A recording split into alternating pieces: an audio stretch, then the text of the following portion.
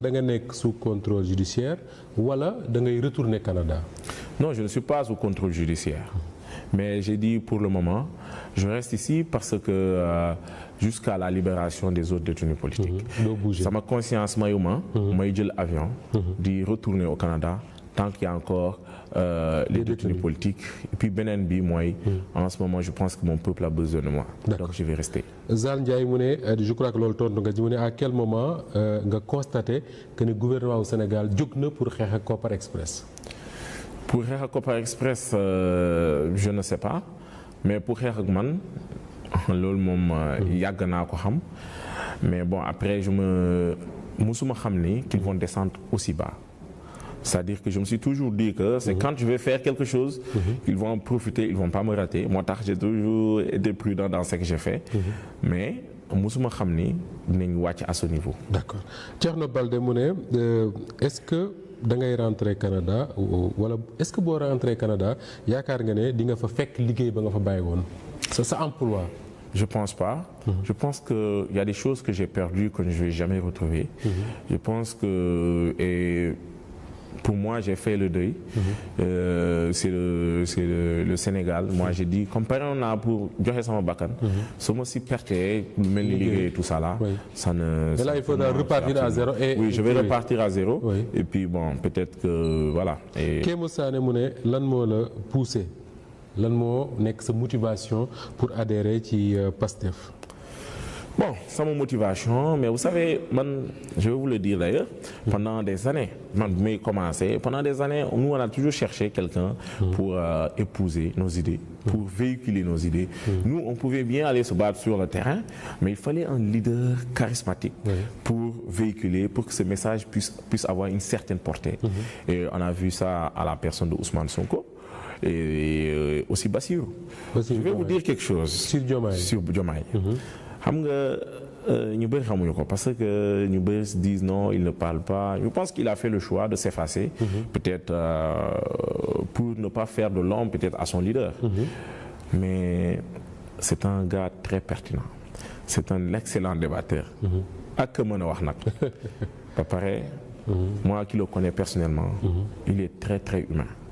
Dafa yëg moom. xam nga ko personnellement, vous avez des relations. Je le connais personnellement. C'est quelqu'un de très très disponible. C'est quelqu'un de très disponible. Moi, je l'aime beaucoup. D'ailleurs, j'avais l'habitude de le dire. D'ailleurs, à cette époque, quand je le disais à Maître Moussa Sarr, je ne savais pas qu'un jour il allait être candidat. Je disais que vraiment, Bassirou, c'est quelqu'un pour qui j'ai beaucoup d'admiration. Mais bon, après, le destin a fait qu'aujourd'hui, il est candidat. Il est candidat. Voilà. Alors, Thierno Baldé mu ne Hannibal, est-ce que gëm nga ne am na une liste bu ñu teg aéroport AIBD pour les frères de la diaspora maanaam ñi mel na yow ak ñeneen ñi nekk un peu partout à travers le monde. Souvent duñ bëgg a ñibbisi parce que dañu ragal ne am na benn liste bu ñu teg pour bu ñu ñëwee jàpp leen. Est-ce que gëm nga loolu? Su fekkee man maa ngi si. te man biñ may signaler loolu ñu ne ma yaa ngi ci liste bi. loolu lañ ma wax. loolu lañ la wax. yaa ngi ci liste bi. te bi nga ñëwee jàpp leen je ne suis pas seul. Oui. Ça veut dire que je ne suis pas seul. Donc après, c'est à chacun, il fait ses choix. Chacun fait ses choix et puis il les assume, quoi. Alors, Esprit Libre, le collectif des prisonniers politiques, serait-il favorable à une amnistie ou suivre cette injustice au-delà du changement de régime? Est-ce que vous êtes les victimes de cette injustice-là? Pour vous, vous avez une loi d'amnistie ou il faut nous top? Non, je l'ai dit. D'ailleurs, le collectif des familles des détenus, ils disent qu'ils sont contre l'amnistie. Maintenant, je ne sais pas, il y a peut-être des détenus qui sont favorables. Mais en tout cas, le collectif, ils sont contre. Moi, je suis contre. Je suis contre parce que pour moi, il faut que justice se fasse. Il faut que justice se fasse pour deux choses. La première chose, c'est que Macky Sall ci boppam régime bi li ñu def noonu il faut que ça serve de leçon mais aussi il faut que ça serve de barrière au prochain régime qui se disent que attention mën naa fi toog même si y compris nous comme nous on aspire à diriger ce pays là il faut que su ñu ñëwee mu am benn histoire boo xamante ni fii lañu ko fekk wala ñu ñoo ko def ñu atte ay nit parce que dañoo def lii ak lii ak lii ak lii ça va servir à tout le monde, parce que oui. l'être humain, il est ce qu'il est. Ça va servir à l'histoire. Les gens vont commencer à penser 10 000 fois avant d'agir. Avant d'agir. Voilà. Alors mënuñu jël question yëpp malheureusement mais kii li ma laaj boog dafa intéressant fan yi la tuddee boppam. mu ne yéen bi ngeen nekkee Rebeuss nan ngeen vivre arrivé wu Juan Branco à la prison de Rebeuss et ak génnam. Juan, d'ailleurs je le salue. Man il m'a impressionné. Juan Branco. Parce que moom bi mu ñëwee. je fais partie pratiquement des premières personnes qui l'ont parlé. bi mu ñëwee il a refusé de parler. ba mu dafa ñëw garder silence mu nekk nag nit ku tu le vois il est serein. Serein. Oui, ça m'a un peu d'ailleurs choqué. Parce que je le voyais rentrer à Rebeuss. Il était tellement serein. Boobu ñu ngi ci grève de la faim. Boobu je pense que on était au 8e jour quelque chose comme ça.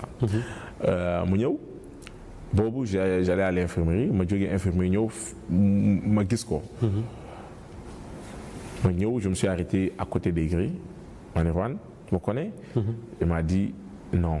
J'ai dit Hannibal. Après là il m'a embrassé mon frère. Oui. Parce que justement Juan suñu nit la. doon ngeen échanger avant. Voilà maintenant. bi muy commencé di waxtaan nag on a échangé sur plein de choses. Et moom man sax maa ko jox information yu bëri. ci kaso bi. mu am benn sérénité boo xamante ni et moi je me suis dit si Juan il est prêt à faire ce sacrifice là. nous les Sénégalais. gisoo ci moom tiit ragal. non gisuma ci moom tiit d'ailleurs ça m'a étonné. J'ai trouvé ça très bizarre. D'ailleurs bi ma duggee sama kii ma koy tooñ may naan mais kii waagala parce que vraiment ki ma gis ni moom ragalul. tiitul ba pare dafa ñëw solul daal mu ne du sol daal. mu ne du sol daal. oui mu ne du sol daal gars yi wax ba sonn mu bañ mais ba muy dem sax. ba muy génnoon di dem rencontrer juge Mamadou Seck. solul daal. tànku neen la demee. oui. di dox nii ak Rebeuss nu mu saltee di dox nii. ma ne attends après nag foofu laa ko wax nii. Le peuple sénégalais ne va pas oublier votre sacrifice. Je pense que ceux qui sont dehors en train de se battre savent que vous avez fait un geste et que eux n'ont pas droit à l'erreur. Du tout. Ne doivent pas reculer en aucun cas. D'accord. Hannibal Djim, on a fait 2 heures d'émission alors qu'on avait prévu d'en faire peut-être 1h30. Mais une dernière chose ñi nga xam ne ñoom nga bokkaloo nekk en prison. am na ñu génn am na ñu fa des. tey jii ban message ngay lancé ñi fa nekk ba léegi génnaguñu ak ñi nga xam ne génn nañ. war a recommencer une nouvelle vie comme yow. pour ñi nekk ci biir kaso bi. li ma bëgg wax rek mooy soyez fort soyez digne parce que ñoom. ñi nekk ci biir kaso bi. ñu koy affronter dignement. bu leen ne plongez surtout pas dans l'émotion. soyez digne. C'est ce qui va faire votre force. parce que gars yi su ñu demee ba xam ne. ñii ils sont fragiles. Ils vont essayer de l'utiliser contre vous pour vous utiliser comme une monnaie ou quelque chose comme ça.